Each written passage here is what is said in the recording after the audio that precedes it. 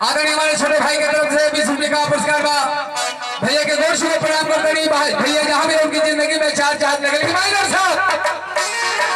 और देखिए आपके बीच फिल्मी दुनिया में लोग फिल्म देखने के जाते हैं। प्रमोद यादव की तरफ से 1 रुपये का पुरस्कार। भैया के चौने में मैं 100 बार प्रणाम करता हूँ। लेकिन ओवर किंग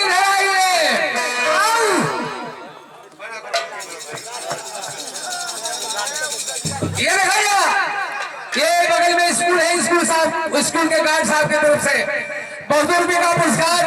भैया के गोर छू के प्रणाम करते हैं। भैया जहां भी उनकी जिंदगी में चार चांद लगे।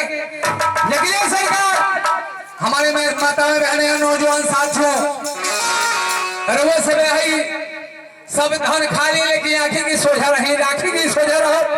अगर छोटे प्रकार का उमंग भैया आप लोग खेते के तो करूँ शरीर में ऊर्जा पैदा हो जाएगी। आप लोग सामने बैठी, सामने का मेरी माताएं बहने नौजवान साथियों, मेरी आवाज जहां वहां तक पहुंचे हैं। घबराते भोजन न किए होंगे और तलाक देने आइए, प्रोग्राम देखिए। बगल में बफर सिस्टम चालू है, भोजन कीजिए, प्रोग्राम का आनंद उठाइए। चलिए आपके बीच फिल्मी दुनिया की तरफ लिया के चलता है।